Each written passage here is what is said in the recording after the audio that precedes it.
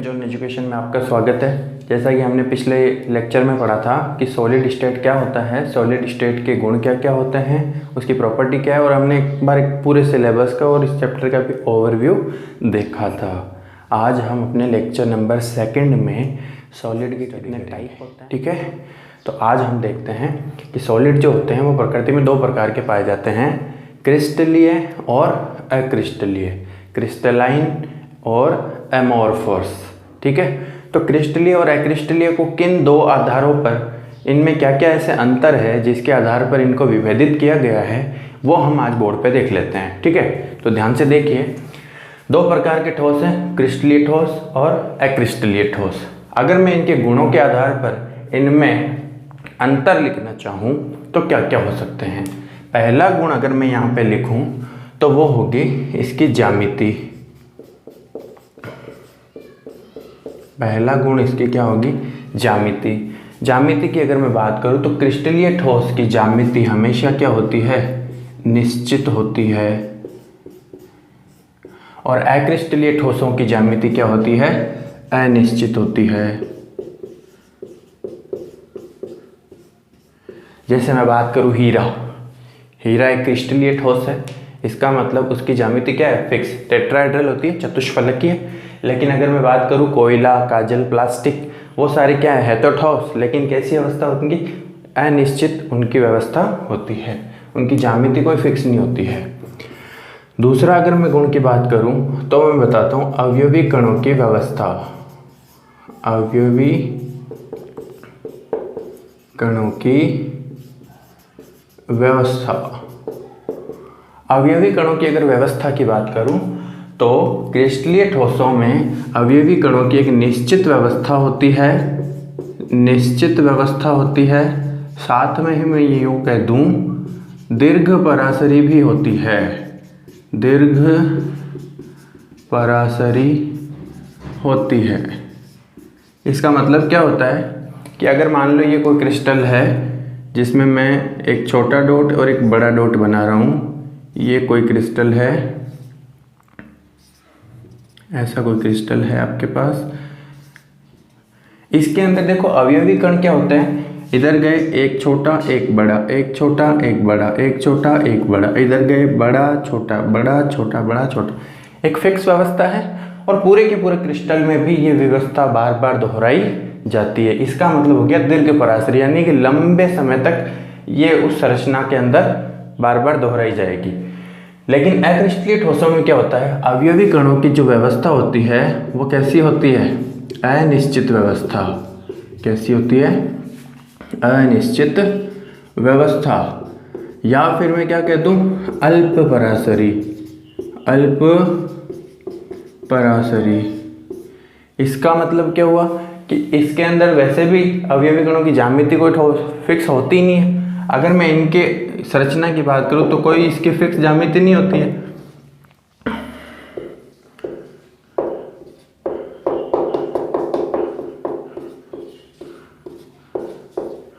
ऐसी मान लो कोई स्ट्रक्चर होती है इसकी। अब इसके अंदर अल्प परासरी क्यों बोला, लेकिन कहीं ना कहीं तो अवयवी कण एक सीरीज में चलेंगे, लेकिन बाद में उनकी व्यवस्था सुनिश्चित नहीं रहेगी। अगर यहाँ बात करूँ तो देखो एक छोटा एक बड़ा, फिर मान लो एक और छोटा, और फिर छोटे छोटे, फिर बड़े बड़े बड़े मिक्स होने लगे।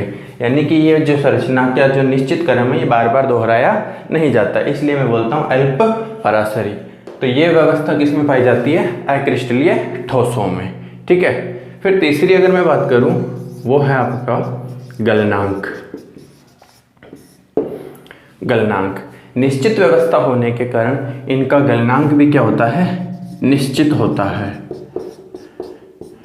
एक निश्चित फिक्स गलनांक होता है प्रत्येक क्रिस्टलीय ठोस का, जो आगे हम स्टडी करेंगे। फिर बात करते हैं अक्रिस्टलीय ठोसों की, इनमें कोई व्यवस्था भी निश्चित नहीं होती, अतः इनका गलनांक भी क्या होता है, अनिश्चित, ठीक है। फिर आगे बात करूं नंबर 4, गलनांक हो गया। इसके बाद अगर मैं बात करूं, इनके अंदर एक स्पेशल गुण होता है जिसको कहते हैं विदलन गुण। विदलन गुण, पहले इसका मतलब समझो। विदलन गुण का मतलब होता है अगर कोई भी सॉलिड है, चाहे वो क्रिस्टलाइन हो चाहे एमोर्फस हो, अगर उसको किसी तीव्र धार वाले औजार से काटा जाए, अगर मान लो ये सॉलिड है और इसको मैं यहाँ से तीव्र धार वाले औजार से काटता हूँ, काटने के पश्चात एक तो इसके दो बराबर टुकड़े टूट जाए, दो बराबर टुकड़े टूट जाए, साथ में ऐसा हो कि जहाँ पे ये कटा है कटने वाले स्थान पर एकदम प्लेन सतह बन जाए, समतल सतह बन जाए। अगर ऐसी कंडीशन किसी सॉलिड में पाई जाए जिसको काटने पर दो बराबर टुकड़े भी हो और कटने वाले स्थान पर समतल सतह बन जाए, तो ऐसे ठोस क्रिस्टलीय ठोस कहलाते हैं। ठीक है। और अगर इसको मैं काटूं और ये असमान भागों में टूट जाए और कटने वाला स्थान और जहाँ भी ये टूटा है वो खुरदरा स्थान हो, तो वो क्या कहलाता है? अक्रिस्टलीय ठोस। ठीक है। अगर क्रिस्टलीय ठोस में हीरे की, तो हीरे को भी अगर काटा जाता है तो दो बराबर भागों में वो कट जाता है। लेकिन अगर अक्रिस्टलीय ठोस में मैं बात करूँ कोयले की, कोयले को अगर आप तेज धार वाले औजार से काटोगे तो वो विभिन्न छोटे छोटे टुकड़ों में टूट जाएगा, यानी कि उसके एक से ज़्यादा टुकड़े हो गए, दो से ज़्यादा टुकड़े हो गए, साथ में क्या हुआ, कहीं से भी जहाँ से ये टूटा है वो समतल स्ट्रक्चर नहीं होगी। इसका मतलब उसमें विदलन गुण नहीं पाया जाता है। अगर मैं बात करूं विदलन गुण की, तो क्रिस्टलीय ठोसों को क्या होगा, अगर तीव्र धार वाले औजार से काटने पर दो समान भागों में बंट जाते हैं और कटने वाला स्थान समतल होता है। ये बहुत ही बढ़िया क्वेश्चन बनता है यहाँ पे, समतल होता है कि क्रिस्टलीय ठोसों में जो विदलन गुण पाया जाता है, होता क्या रियल में विदलन गुण, कि अगर विदलन गुण पाया जाता है इसका मतलब उस ठोस को काटने पर वो दो समान भागों में भी कट जाएगा और कटने वाला स्थान भी कैसा होगा, समतल। और अगर मैं इनकी बात करूं तो इनमें विदलन गुण नहीं पाया जाता है, विदलन गुण नहीं पाया जाता है। यानी कि विदलन गुण नहीं पाया जाने का मतलब काटने पर दो भागों में भी नहीं कटेंगे और कटने वाले स्थान भी असमतल होंगे। ठीक है। फिर अगर अगली बात करूं मैं प्रकृति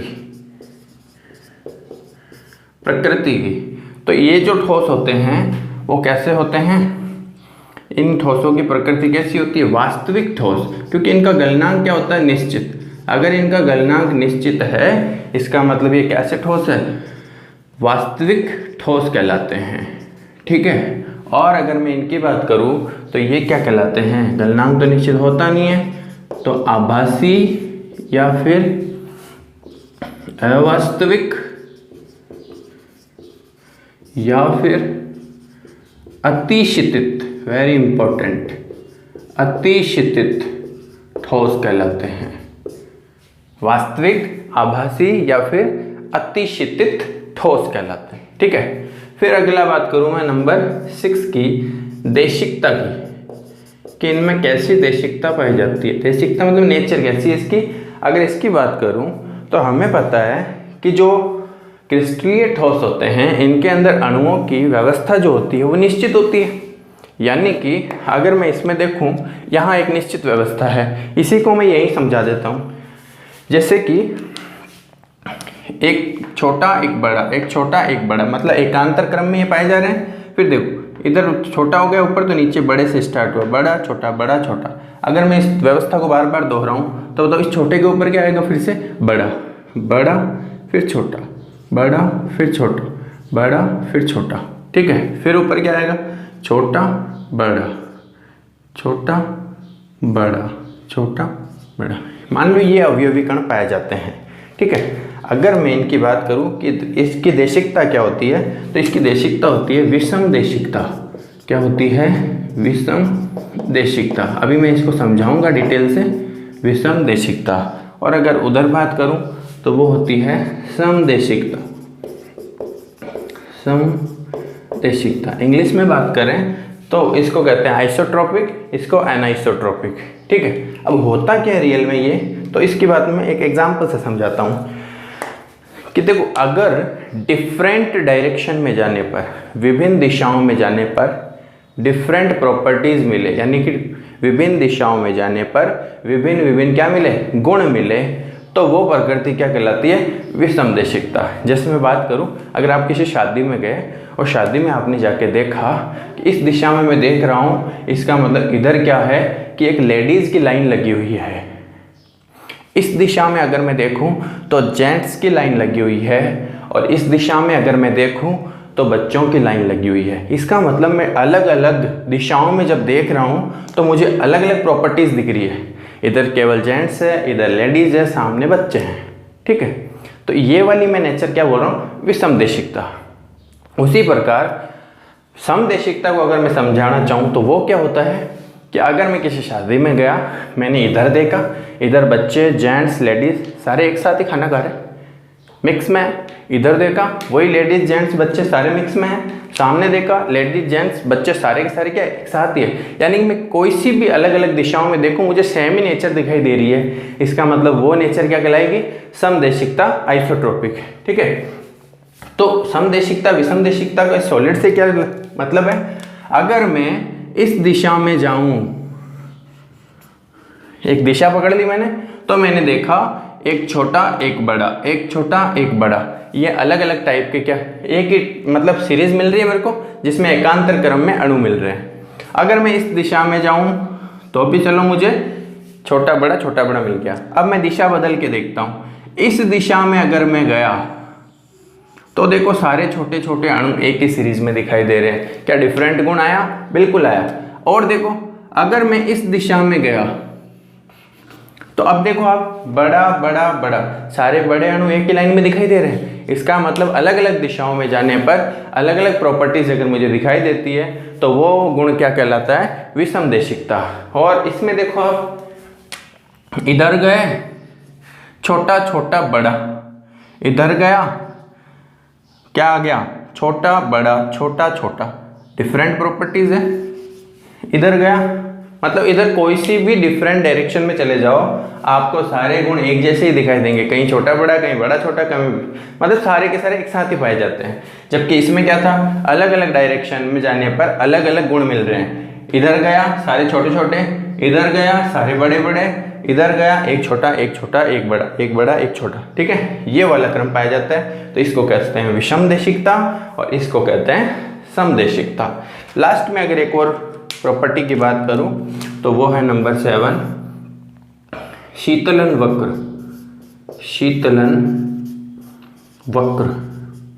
शीतलन वक्र क्या होता है, अगर इस अक्रिस्टलीय ठोस का पूछूं तो वो शीतलन वक्र होता है असतत, इर्रेगुलर, और अगर अक्रिस्टलीय की पूछूं तो वो होता है सतत।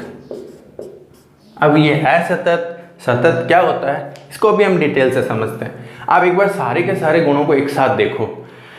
ज्यामिति की बात करूं, निश्चित है अनिश्चित है, ठीक है। अवयवी कणों की व्यवस्था इसमें निश्चित होगी, दीर्घ पराश्रयी होगी, यानी कि लॉन्ग रेंज तक क्या होगी, वो बार बार रिपीट होगी।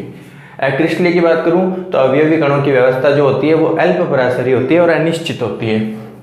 गलनांक की बात करें, इनका निश्चित होता है, इनका अनिश्चित होता है। विदलन गुण की बात करें तो तीव्र धार वाले औजार से काटने पर दो समान भागों में कटेंगे और कटने वाला स्थान कैसा होगा, समतल। अक्रिस्टलीय की बात करें, इनमें विदलन गुण नहीं पाया जाता है। प्रकृति की बात करें तो ये वास्तविक ठोस होते हैं, जबकि ये आभासी या अतिशीतित ठोस होते हैं। देशिकता की अगर मैं बात करूं तो इसमें विषमदेशिकता और इनमें समदेशिकता। शीतलन वक्र की बात करें तो असतत और सतत। तो पूरे के पूरे अगर गुणों को अगर ध्यान से देखें तो ये गुण इजी है, समझ आ जाएगा, ये भी आ जाएगा, ये भी हो गया, ये भी हो गया और प्रकृति भी हो गई। अगर इन दो गुणों की बात करें, ये थोड़े डिफरेंट लग रहे हैं कि ये देशिकता क्या होता है और शीतलन वक्र क्या होता है। देशिकता तो जैसे मैंने अभी समझाया वही है, और एक आता है शीतलन वक्र, उसको अभी हम डिटेल से समझते हैं। उससे पहले एक बार आप इसकी फोटो ले लीजिए, उसके बाद हम स्टार्ट करते हैं कि शीतलन वक्र क्या होता है। शीतलन वक्र, समदेशिकता, विषमदेशिकता की एक बार हम बात कर लेते हैं। शीतलन वक्र की अगर मैं बात करूं तो क्रिस्टलीय ठोसों में कैसा था, अभी हमने अंतर देखा था, कैसा था, असतत, जबकि अक्रिस्टलीय में कैसा था, सतत। ये सतत और असतत किस आधार पे इनको बोला गया है, पहले इसको आप डिटेल से समझ लीजिए। शीतलन वक्र समय और तापमान के बीच में एक वक्र बनाया जाता है, उसको कहते हैं, ठीक है। फिर दूसरी बात करूँ मैं अगर कि क्रिस्टलीय ठोसों का हमें पता है कि निश्चित ज्यामिति होने की वजह से इनका गलनांक भी कैसा होता है, निश्चित। अगर इनका गलनांक निश्चित है, इसका मतलब अगर मैं इसको गर्म करूं तो एक निश्चित ताप तक तो ये पहले गर्म होगा, और जब फिक्स गलनांक जिस पर वो गलता है वो टेम्परेचर आते ही वो गलने लगेगा, और तब तक जब तक वो गलता नहीं है, पूर्ण रूप से नहीं गल जाता, तापमान क्या रहेगा, स्थिर रहेगा, ठीक है। जब पूर्ण रूप से गल गया तब क्या होगा, उसको मैं ठंडा करने के लिए छोड़ देता हूँ। ठंडा करने पर वो जमने लगता है, तो पहले वो ठंडा करेंगे तो उसका तापमान जो है कम होगा, और जैसे ही वो जमने लग गया तब तक पूर्ण नहीं जम जाता, तापमान भी क्या रहेगा, कांस्टेंट। कुछ समझ आया? इसको एक वक्र से समझो। अगर मैं बात करूं, एक एग्जांपल लेके बात कर लेता हूं, जैसे चीनी है, क्या है भाई, चीनी है। चीनी की अगर मैं बात करूं तो चीनी जो है वो 458 केल्विन ताप पर क्या होती है, उसका क्या होता है, गलनांक होता है। चीनी का 458 केल्विन ताप पर क्या होता है, गलनांक होता है। अगर मैं इसकी बात करूं तो इसका अगर मैं समय के साथ में और तापमान के साथ में क्या बनाऊं, वक्र बनाऊं, ठीक है। तापमान और समय के साथ में क्या बनाऊं, वक्र। तो चीनी की खास बात क्या होती है कि चीनी को जब आप गर्म करोगे तो गर्म होते होते जब तक वो 458 केल्विन तापमान नहीं आ जाएगा तब तक तो वो क्या रहेगी, ठोस अवस्था में। जैसे ही 458 केल्विन ताप आया, 458 केल्विन पर वो गलने लगेगी, और जब तक पूर्ण रूप से नहीं गल जाएगी, टेम्परेचर 458 पर ही रुका रहेगा। जब पूर्ण रूप से गल गई, अब वो ठंडा होने लगती है, ठंडा होती है तब उसका तापमान गिरने लगता है, और जैसे ही वो जमने लग जाए, जब तक पूर्ण रूप से ना जम जाए, उसका टेम्परेचर क्या रहेगा, कांस्टेंट। अगर मैं बात करूं कि जैसे जैसे समय बढ़ता है तापमान बढ़ता जाता है, बढ़ता जाता है, बढ़ता जाता है, ठीक है, बढ़ता क्या, अब मान लो ये यहाँ पे जो आ गया 458 केल्विन टेम्परेचर आ गया, जब तक वो पूर्ण रूप से नहीं जम जाए तापमान क्या रहेगा, कांस्टेंट।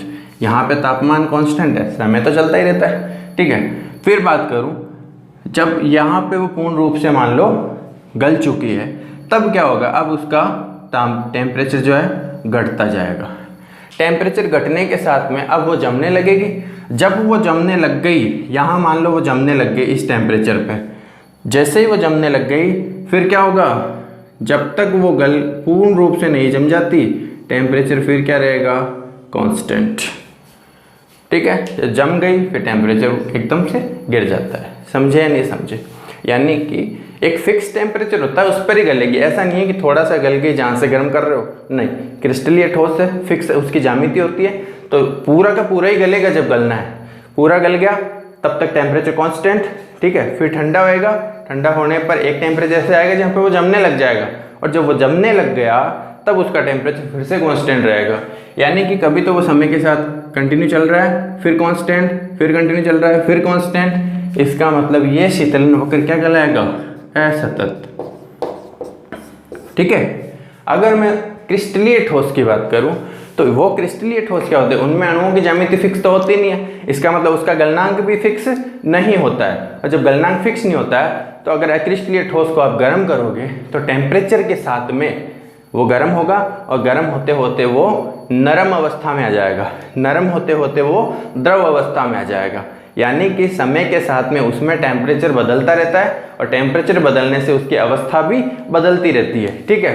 तो इनका जो शीतलन वक्र की अगर मैं बात करूं, मान लो कोई प्लास्टिक है, और उस प्लास्टिक की अगर मैं बात करूं तो समय के साथ में और टेम्परेचर के साथ में ग्राफ कैसा बनेगा कि समय के साथ में टेम्परेचर बढ़ता जाएगा और उसकी अवस्था भी बदलती जाएगी, और एक टेम्परेचर ऐसा आएगा जब वो पूर्णतः द्रव हो जाएगा, ठीक है। और जब वो ठंडा होगा तब समय के साथ में वो ठंडा होता जाएगा, ऐसे।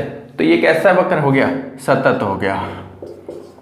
इसको दो प्रकार से बना सकते हैं, यानी कि समय के साथ में तापमान बढ़ता जाता है और उसकी अवस्था भी बदलती जाती है। समय के साथ में तापमान घटता जाएगा, फिर उसकी अवस्था भी बदलती जाएगी। तो ये वह कैसा ग्राफ बन गया, सतत। कुछ समझ आया? इसका मतलब क्रिस्टलीय ठोसों का वक्र कैसा होता है, शीतलन वक्र असतत। समय के साथ में टेम्परेचर बढ़ता जाएगा और एक टेम्परेचर ऐसा आएगा जब वो गलने लगेगा। टेम्परेचर तब तक कांस्टेंट रहेगा जब तक वो पूर्ण रूप से गल ना जाए, ठीक है। गलने के बाद उसका टेम्परेचर घटने लगेगा और जब टेम्परेचर घटने लगेगा तो एक ऐसा टेम्परेचर आएगा जिस पर वो जमने लगेगी, और जब तक वो पूर्ण रूप से जम नहीं जाती टेम्परेचर फिर से कांस्टेंट रहेगा। ऐसा शीतलन वक्र क्या कहलाता है, असतत, ठीक है। तो ये कभी कभी सवाल आ जाता है कि भाई मान लो हीरा दे दिया, बताओ हीरा कैसा ठोस है और वो कैसा शीतलन वक्र दर्शाएगा। तो हीरा कैसा ठोस है, क्रिस्टलीय ठोस, और उसका शीतलन वक्र कैसा बनेगा, असतत, ठीक है। अब बात करते हैं हम समदेशिकता और विषमदेशिकता, समदेशिकता और विषमदेशिकता की। जैसा कि हमने पहले भी बात किया था कि समदेशिकता के अंदर अणुओं की ज्यामिति एक निश्चित होती है और उस निश्चित ज्यामिति में जो अणु है वो भी निश्चित व्यवस्था के अंदर क्या होंगे, दीर्घ पराश्रयी रूप से व्यवस्थित रहेंगे। अगर मैं उसके अंदर उसके भौतिक गुणधर्मों की अगर मैं बात करूँ तो वो क्या होंगे, अलग अलग दिशाओं में जाने पर अलग अलग प्राप्त होंगे। कैसे, वो आप यहाँ पे देखो। अगर मैं भौतिक गुणधर्मों की बात करूँ तो वो भौतिक गुणधर्म ये है, चालकता, अपवर्तनांक, कठोरता, तनन। इस दिशा में जाऊँ तो मुझे दिखता है कि इस दिशा में जाने पर सेम एटम मेरे को मिल रहे हैं, जो कि वाले सारे के सारे क्या छोटे वाले, ठीक है। और अगर मैं इस दिशा में जाऊँ तो देखो इस बार मुझे सारे के सारे रेड और बड़े वाले अणु मिल रहे हैं, ठीक है। और अगर आप दिशा ऐसे बता दो कोई दिक्कत नहीं है, ठीक है। और अगर एक और नई दिशा में पकड़ूं तो देखना, देखें अगर मैं ऐसे जाऊं तो सारे के सारे रेड मिल रहे हैं मेरे को, ठीक है। और अगर मैं ऐसे जाऊं तो इस बार मुझे सारे के सारे क्या मिल रहे, छोटे वाले ब्लैक डॉट जो है वो मिल रहे हैं। यानी कि मैं अलग अलग दिशाओं में जा रहा हूँ। अगर इस दिशा में गया तो मुझे अलग अणु की पंक्ति मिली, इस दिशा में गया तो मुझे अणुओं की व्यवस्था अलग मिली, इस दिशा में गया तो अणुओं की व्यवस्था अलग मिली, इस दिशा में गया तो अणुओं की व्यवस्था अलग मिली। इसका मतलब भिन्न दिशाओं में जा रहा हूँ तो मुझे गुण भी क्या मिल रहे हैं, भिन्न मिल रहे हैं। और ये नेचर क्या कहलाती है, विषमदेशिकता, ठीक है। अब अगर समदेशिकता की बात करूँ तो इसमें आप किधर भी चले जाओ, इस दिशा में गए तो भी भीड़ भाड़ वाले इलाका लग रहा है, इधर गए चाहे इधर गए कोई फिक्स व्यवस्था नहीं पाई जाती है। इसलिए ऐसी प्रकृति क्या कहलाती है, समदेशिकता। यानी कि दिशा भिन्न और गुण भी क्या होंगे, समान। अलग अलग दिशाओं में तो आप जा रहे हो लेकिन मिल तो एक जैसे ही रहे हैं, सारे के सारे भीड़ भाड़ वाला इलाका मिल रहा है, ठीक है। इसको अगर मैं एग्जाम्पल से समझाऊं कि ये नेचर कैसे चेंज होती है तो आप अपवर्तनांक को ले लो। जैसे कि मैं बात करूं, अगर मैं बात करूं, मान लो ये वाली जो मैंने लाइन खींची है ये कोई प्रकाश की किरण है जिसको मैं बोल रहा हूं ए बी, ठीक है। ये कोई प्रकाश की किरण है जिसको मैंने ए बी बोला है, ठीक है। और एक मैंने ये वाली प्रकाश की किरण मान ली, ये वाली मान लो सी डी, रेड वाली जो मैंने लाइन खींची है इसको मैं सी डी बोल रहा हूँ, ठीक है। दोनों प्रकाश की किरण है। अगर इस प्रकाश की किरण की बात करूँ तो ये प्रकाश की किरण जब भी गुजरती है तो इसके मार्ग में आने वाले कण कौन है। जब ए बी वाली गुजरी, ए बी वाली प्रकाश की किरण गुजर रही है तो इसके बीच में कौन कौन से कण आ रहे हैं, ब्लैक डॉट वाले, ठीक है। और अगर मैंने सी डी वाली प्रकाश की किरण गुजारी, ये वाली सी डी रेड लाइन जो मैंने खींची है ये वाली, इस सी डी प्रकाश की किरण की अगर मैं बात करूं तो इसके बीच में बताओ कौन आ रहा है भाई, इसके बीच में सारे के सारे कौन आ रहे हैं, रेड डॉट आ रहे हैं। कौन आ रहे हैं भाई, रेड वाले अवयवी कण आ रहे हैं। यानी कि एक ही प्रकाश की किरण है लेकिन उसको माध्यम अलग अलग मिल रहा है। तो इसका मतलब जब माध्यम चेंज हो जाता है तो प्रकाश की किरण का अपवर्तनांक भी क्या हो जाता है, चेंज हो जाता है। इसका माध्यम अलग है, इसका माध्यम अलग है, बीच में आने वाले अवयवी कण अलग अलग है। इस वजह से इसमें से गुजरने वाली प्रकाश की किरण का अपवर्तनांक क्या हो जाएगा, अलग अलग। इसी प्रकार चालकता, कठोरता, तनन सामर्थ्य और ऊष्मा के मान भी क्या हो जाते हैं, चेंज हो जाते हैं। अर्थात कहने का मतलब यह है, अगर किसी क्रिस्टल में समान दिशा में जाने पर समान गुण मिल जाए तब तो क्या हो, विभिन्न दिशाओं में जाने पर समान गुण मिल जाए तब तो समदेशिकता, और विभिन्न दिशाओं में जाने पर गुण अलग अलग होते जाते हैं तो वो क्या कहलाती है, विषमदेशिकता, ठीक है। अब आगे इससे रिलेटेड जितने भी क्वेश्चंस बनते हैं वो एक बार मैं बोर्ड पे लिख देता हूँ, आप उन क्वेश्चन के आंसर क्वेश्चंस है इस चैप्टर से रिलेटेड कि भाई ये क्वेश्चन है जो आपको अभी तक हमने जो टॉपिक पढ़ा है क्रिस्टलीय और अक्रिस्टलीय ठोस में, उसके क्या क्या होते हैं एक बार देख लीजिए। अतिशीतित द्रव या आभासी ठोस क्या होता है? अभी अभी हमने जब क्रिस्टलीय और अक्रिस्टलीय ठोसों में अंतर लिखा था तब हमने अक्रिस्टलीय में लिखा था कि उनको अतिशीतित द्रव या फिर आभासी ठोस कहते हैं। तो इसका आंसर क्या हो जाएगा? अक्रिस्टलीय ठोस। अक्रिस्टलीय ठोस को क्या कहेंगे? अतिशीतित द्रव। फिर बात करते हैं एक ठोस का सभी दिशाओं में समान एक मिनट, एक चीज नहीं लिखी यहाँ पे, समान क्या मिल रहा है? अपवर्तनांक मिल रहा है। ठीक है, एक ठोस का सभी दिशाओं में समान अपवर्तनांक प्राप्त होता है, तो इस ठोस की प्रकृति ज्ञात कीजिए। तो आपको एक चीज ध्यान रखनी है, सभी दिशाओं में यानी कि दिशा भिन्न भिन्न और अपवर्तनांक कैसा प्राप्त हो रहा है? भिन्न भिन्न, यानी कि जब दोनों ही भिन्न भिन्न होता है तो कैसी नेचर होती है? विषम देशिकता। कैसी नेचर होती है? विषम देशिकता। और हमें पता है विषम देशिकता किस में पाई जाती है? क्रिस्टलीय ठोस में। तो आगे पूछा है इस ठोस की प्रकृति क्या होगी? तो कैसी प्रकृति है? क्रिस्टलीय ठोस। अगर यही सवाल ऐसे आ जाता कि एक ठोस का सभी दिशाओं में समान, इस बार मैंने दोनों क्वेश्चन एक साथ ही ऐड कर दिए, समान अपवर्तनांक प्राप्त होता है तो इस ठोस की नेचर क्या होगी? तो समान प्राप्त होता है तो हम क्या कहते हैं उसको? समदेशिकता। और समदेशिकता किस में पाई जाती है? अक्रिस्टलीय ठोस में। ठीक है भाई, ये आप ध्यान रखना। फिर लास्ट में कह रहा है क्रिस्टलीय और अक्रिस्टलीय में दो अंतर लिखिए। तो आप इसमें ज्यामिति का अंतर कर सकते हो। क्रिस्टलीय की ज्यामिति फिक्स होती है और अक्रिस्टलीय की ज्यामिति अनिश्चित होती है। दूसरा अंतर आप क्या लिख सकते हो कि इनका गलनांक फिक्स होता है और अक्रिस्टलीय का गलनांक अनिश्चित होता है। ठीक है, इसी के साथ आप सभी को मेरा धन्यवाद।